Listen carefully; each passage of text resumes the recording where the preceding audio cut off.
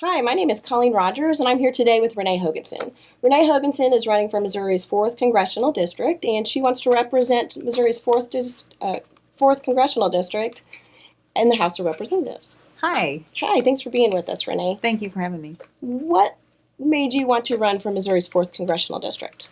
Well, I see our government as being run by people who have agendas other than serving the people of their district, and this district is no exception to that.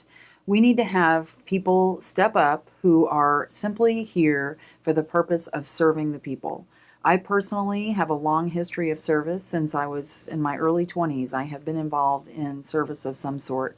And if I were able to represent Missouri's 4th Congressional in Congress, I would consider that the highest form of service that I could imagine. Well, I've heard you speak a few different times, and one of the things that you often talk about are house cleaning reforms. Mhm. Can you tell us a little bit about what you mean with house cleaning reforms? Sure. When I talk about house cleaning reforms, I'm talking about campaign finance reform, lobbying reform, and redistricting reform. I believe that reforms in these areas will get our government back on track to serve the people again. We will recreate our government in a transparent way, and it will have the right focus on creating legislation that helps the American people. Great. And another thing that you focus on with your campaign is the family. Can you Mhm. talk to us today about the family and how that relates to your platform? Sure. I think of it as fixing the foundation for families. We need to ensure that everyone working 40 hours a week can make a living for their family. As it is now, we have very low unemployment, but in many cases, that's because so many people are working 2 and 3 jobs. If a family is working 60 and 70 hours a week, it's very difficult to be home parenting children and instilling those family values that we all know are so important. So it's never been more important that we have a situation where we have living wages. Everybody working 40 hours a week should be able to make a living for their family. And going along the lines of family, can you speak a little bit about some of the obstacles that families run into on a day-to-day basis? Outside wages. Mm-hmm. Outside way, such as healthcare. Healthcare is a great idea. Yes, yes. Healthcare is a major drain on the American wallet. And one of the reasons that I am for Medicare for All is it would save so much money for our federal government, it would save so much money for our businesses, and it would save so much money for the American family. It would literally give the American family on average a 25 to 35% raise in their take-home pay. So it would be really significant. The other thing about Medicare for All that I think is actually even more important is the fact that we literally have people dying in the United States of America over money and over the price of healthcare and the price of pharmaceuticals. And that is morally reprehensible.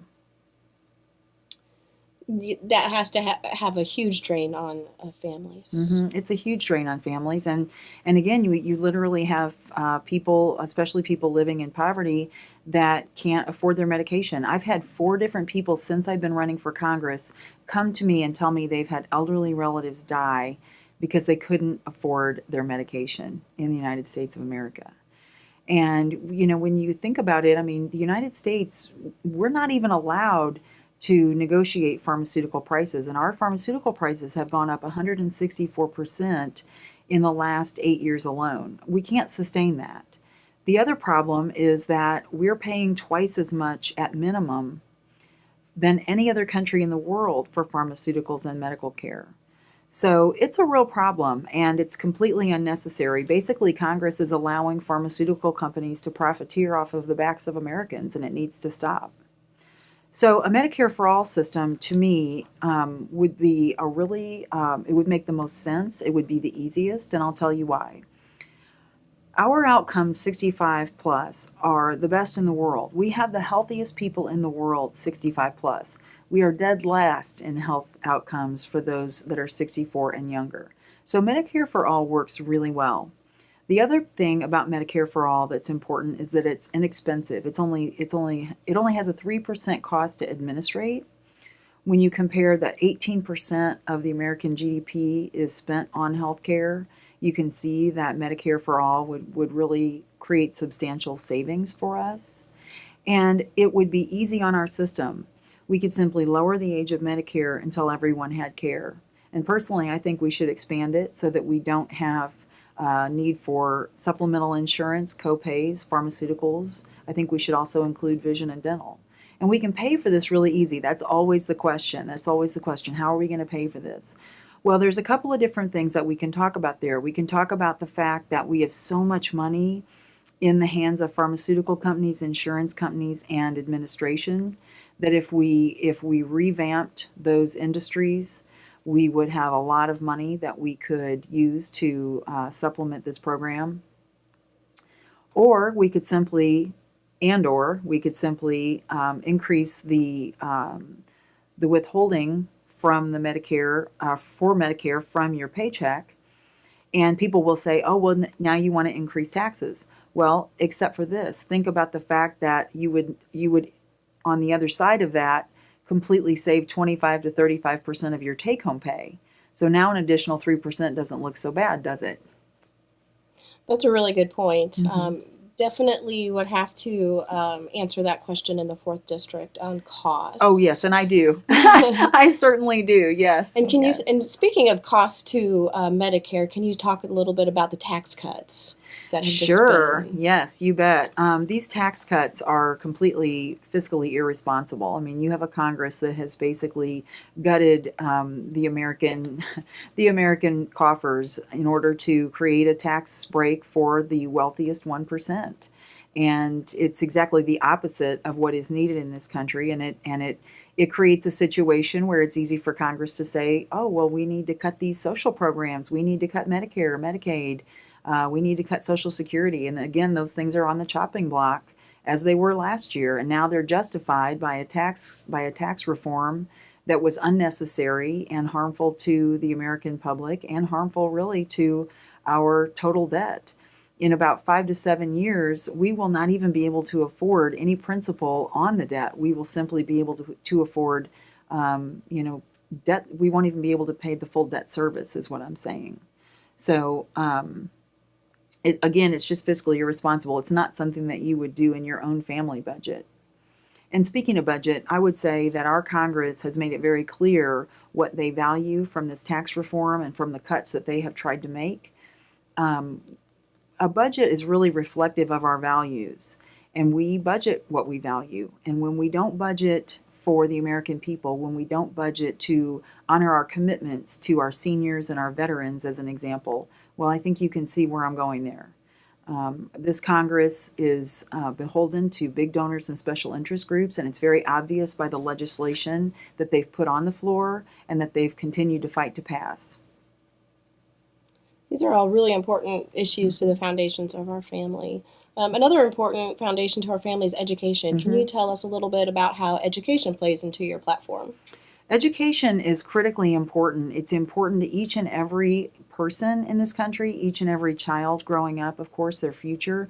It's also important for the future of this country as a whole when you consider our economic future as well as the future of the security of this country. I mean, it's very important that we have a good, solid education. But there are a couple of other reasons that education is important in this country as well, particularly for rural communities. Rural communities, have become more decimated over these last 20 and 30 years. And in the way that we have changed the antitrust laws, particularly back in the 80s, have contributed to the annihilation, really, of rural communities. And so what we have now is we have rural communities who often really have only their public education system as the cornerstone of their economy.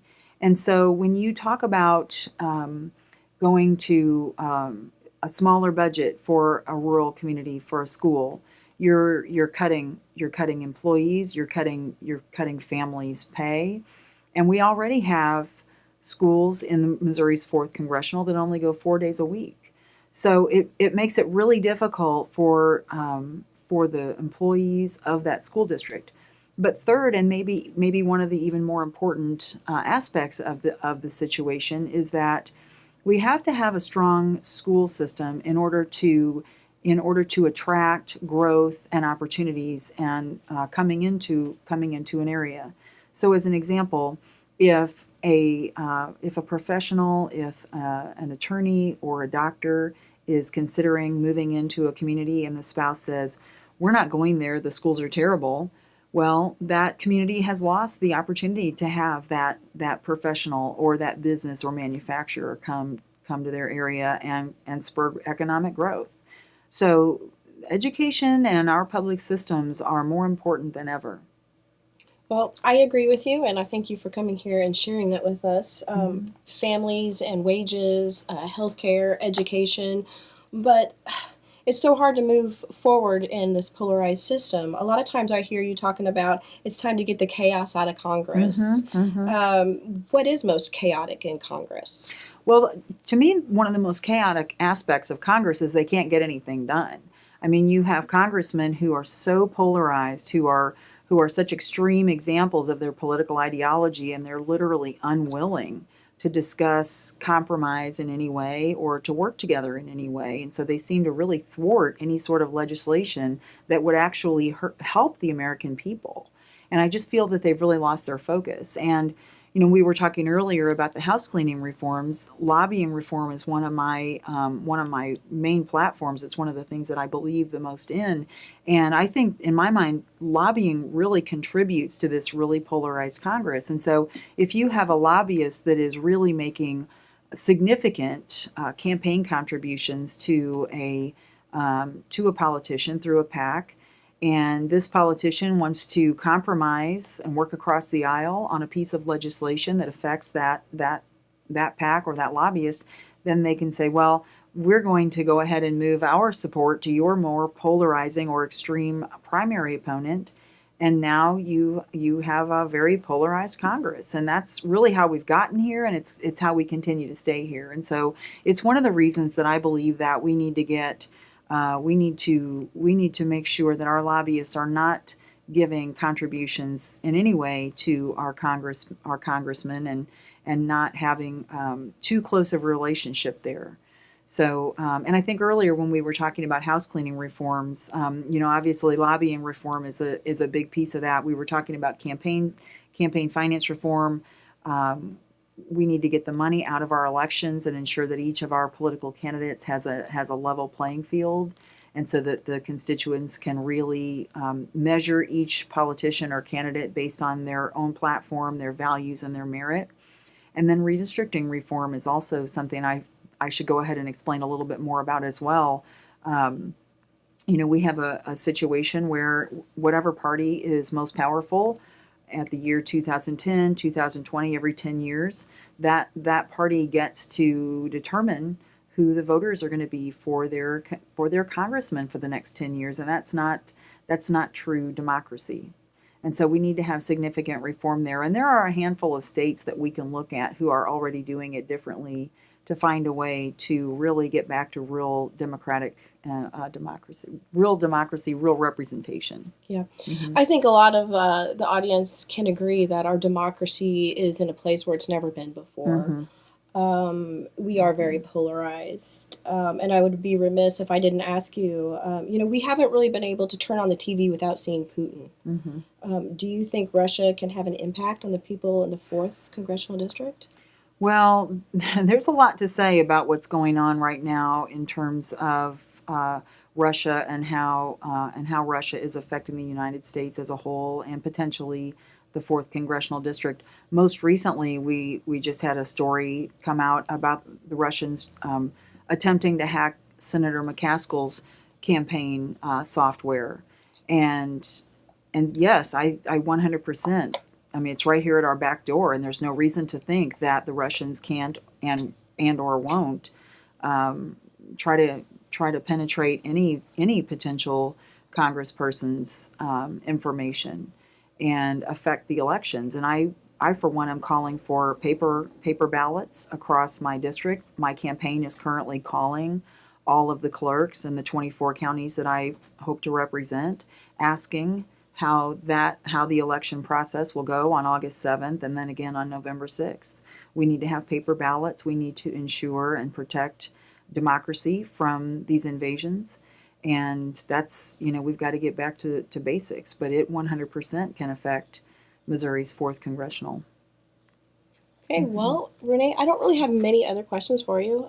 Do you have anything else you want to add or tell the viewers today? Well, I hope that you'll vote for me. I very much am planning to be your next Congresswoman, and I very much hope that you will support me in that effort and know that I plan to work for you. That is what a representative truly is.